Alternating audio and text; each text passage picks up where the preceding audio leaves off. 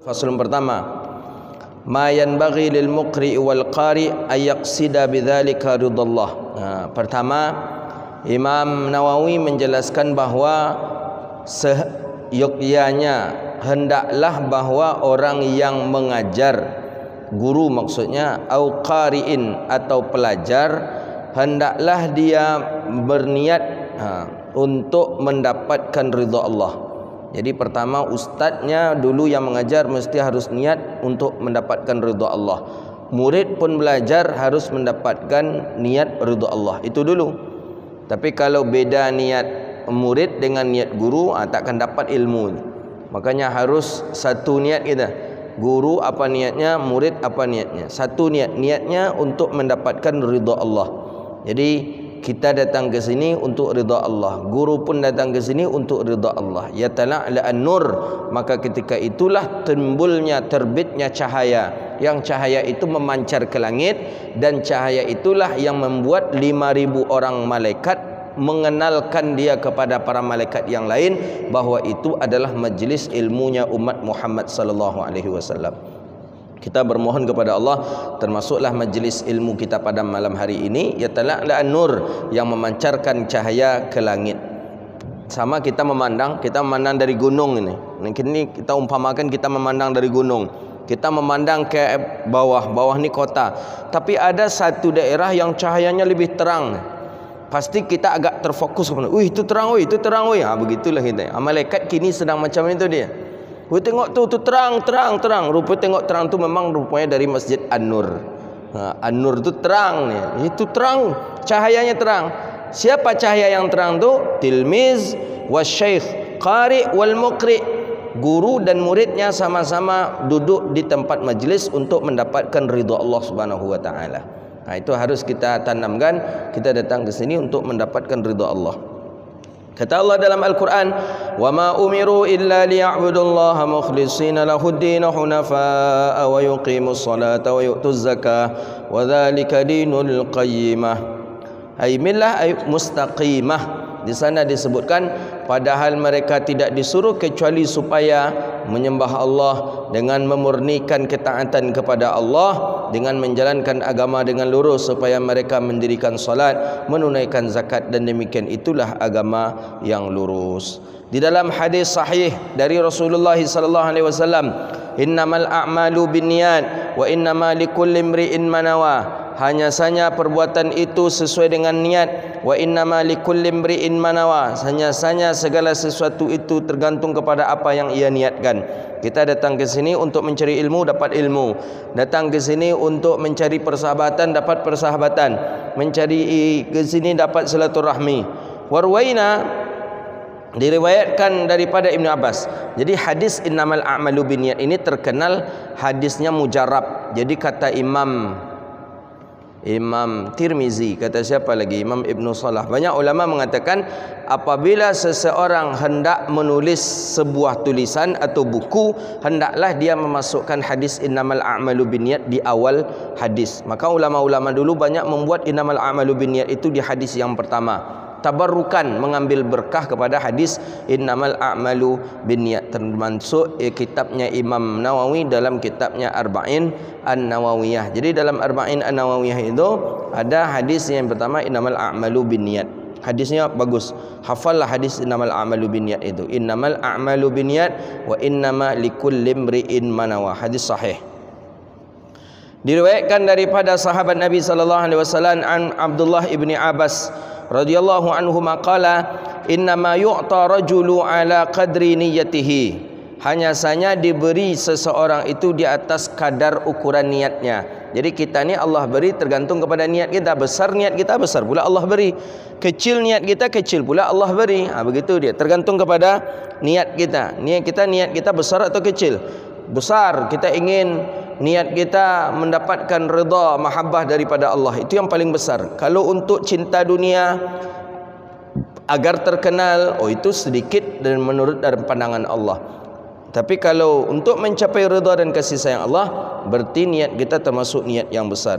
Wa inna ma yu'tan nas ala qadri niyatihim. Dan hanya saja wa yu'ta, dan hanya saja manusia pun seperti itu. Sesungguhnya manusia terpelihara sesuai dengan kadar niatnya juga. Kita pun juga sekedar daripada niat kita.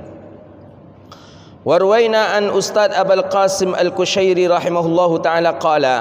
Imam Al-Kushairi mengatakan, apa kata Imam Al-Kushairi rahimahullahu ta'ala? Keikhlasan ialah, apa itu ikhlas? Mahul ikhlas? Ikhlas itu apa? Ifradul haqqi fi ta'atil bil qasdi. Keikhlasan itu adalah menuju Allah semata-mata dalam melakukan ketaatan. Setiap ketaatan yang ia lakukan karena Allah, yang ingin mendekatkan diri kepada Allah tanpa tujuan lain. Tidak ada tujuan lain, dia cuma Allah saja. Yang mendekatkan diri kepada Allah tanpa tujuan lain seperti berpura-pura kepada makhluk atau mencari pujian di antara orang banyak atau ingin dipuji oleh manusia, maka selain mendekatkan diri kepada Allah Subhanahu wa taala, itu tidak disebut dengan ikhlas. Jadi di sini disebutkan bahwa apa itu ikhlas? Ikhlas itu murni bahwa dirinya untuk mencapai ridha Allah. Itu ikhlas dia. Bahwa seseorang melakukan ketaatan itu untuk mendekatkan diri kepada Allah. Salat untuk dekat kepada Allah. Puasa untuk dekat kepada Allah. Duduk di majlis ilmu untuk dekat kepada Allah. Tidak ada yang lain daripada buatan makhluk, tak ada. Au iktisabi mahmudatin anin nas, atau melakukan kebaikan-kebaikan supaya manusia melengok kepadanya. Tidak. Au min mahabbatin, atau daripada kasih sayang, ingin dipuji atau ingin disanjung-sanjung. Tidak. Dan itu bukan makna daripada makna ikhlas. Qala wa yasihu ayyuqalu ikhlas, dan boleh kita katakan ikhlas itu tasfiyatul fi'li an mulahadhatil makhluqin, bersihnya perbuatan daripada sifat-sifat makhluk. Nah, makhluk suka dipuji, kita tak ingin dipuji. Makhluk suka disanjung-sanjung, kita tidak ingin disanjung-sanjung. Pokoknya bersih perbuatan kita itu daripada perhatian makhluk, maka itu ikhlas namanya. Siapa yang bisa kan? Orang yang salat malam hari lah kita contohnya. Antum tahajud malam hari. Kira-kira malam hari itu siapa yang akan menengok antum? Takkan ada. Takkan ada. Kecuali mungkin kita tinggal di rumah mertua, mertua tidur pula di dekat kita mungkin. Itu mungkin ada sedikit perhatian mertua yang kita cari itu. Mungkin agak sangat kita Allahu Akbar. Pada mintu lah bismillahirrahmanirrahim. Alhamdulillah Ar-Rahmanir-Rahim. Itu ada mungkin sedikit ini. Tapi ketika antum di rumah sendirian saja, tidak ada orang, antum bangun tengah malam, siapa kira-kira yang akan memuji antum? Tak ada. Itulah yang ikhlas itu. Tasfiyatul fi'li, bersihnya perbuatan kita daripada perhatiannya manusia. Maka oleh karena itu adalah orang-orang ahli tariqah, orang-orang sufi melakukan suluk khalwat. Khalwat itu kan itu dia bersembunyi. Tidak ada yang memuji. Dia di dalam kelambu, itu guna dia buat kelambu. Dalam kelambu dia berzikir kepada Allah. Dalam kelambu dia memutar tasbihnya. Dalam kelambu dia membaca-baca zikir itu. Siapa yang memuji? Guru? Guru tak nampak. Teman-teman tak nampak. Kita di dalam sendiri. Itu gunanya kelambu itu. Dikira pula oleh Wahaboy kelambu itu untuk mencari Tuhan katanya. Macam mana nak mencari Tuhan dalam kelambu? Kelambu itu perumpamaan untuk kita bersembunyi saja. Itu kelambu. Jadi kalau antum pergi ke tempat-tempat suluk, di Rahul ada, di Kampar banyak, di Bengkalis juga banyak itu. Antum datang ke rumah-rumah suluk itu, ke surau-surau suluk itu, ada kelambu yang dipasang itu. Itu supaya jangan masuk nyamuk. Itu pertama. Nyamuk jangan masuk. Nah, karena kalau nyamuk masuk tentu takkan mungkin kuat kita ibadah. Baru mulai berzikir la ilaha illallah. Hanya kawan lagi. Itulah hilang kusuk itu.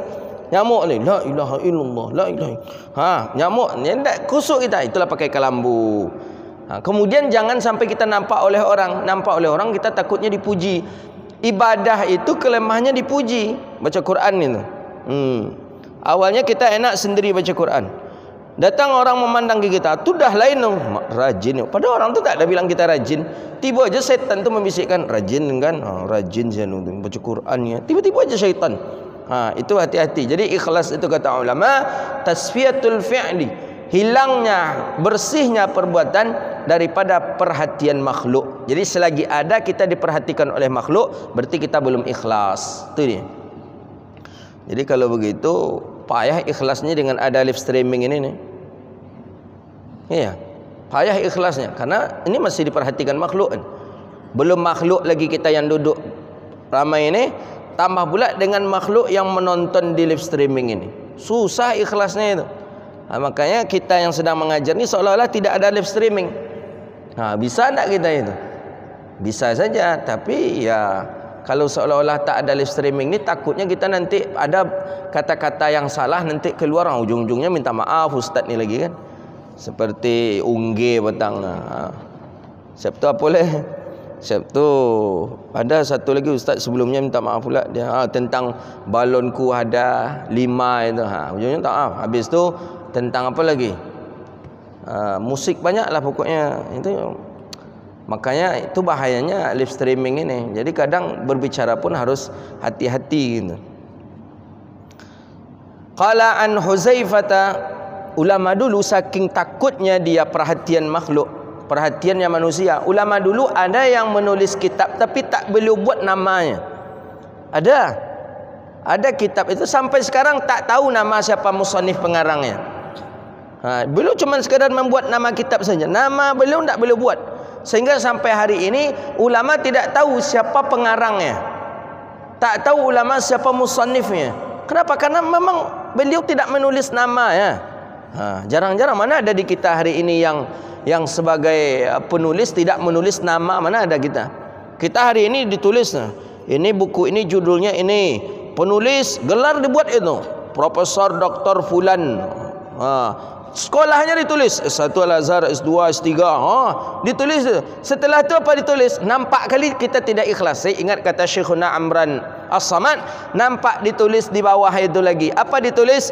Dilarang mencetak dilarang memperbanyak kitab ini tanpa seizin pencetak atau percetakan. Kalau apa dikenakan denda bla bla bla bla bla bla. Itu dia. Berbeda dengan kitab dulu. Coba antum tengok kitab-kitab dulu kalau ada tulisan itu tu. Tidak ada. Saya masih punya kitab kakek saya terbitan tahun 1926. Masih ada saya Qalyubi wa Umairah. Tak ada di lembaran itu seperti itu. Di kita umumnya kitab-kitab kita seperti itu. Nama pengarang langsung ditulis, studi pengarang ditulis, di bawah ditulis itu dilarang mencetak kitab ini tanpa izin ini, kalau apa dikenakan denda. Jadi wajarlah ikhlas kita hari ini terukur. Itu untuk keselamatan kitab, okey, bisa saja. Tapi apakah harus kita membuat namanya? Ya, kalau untuk kondisi saat sekarang ini memang harus dibuat. Karena kalau tidak dibuat nanti kekhawatiran kita ada lagi datangnya fitnah yang terbesar nanti seolah-olah kitab kita itu tidak ada yang menulisnya. Kemudian yang kedua, kita pun dipermasalahkan nanti ketika kitab kita itu tidak ada namanya. Maka dulu ulama memang saking takutnya dia tidak ikhlas, tidak dia buat namanya. Begitu dia.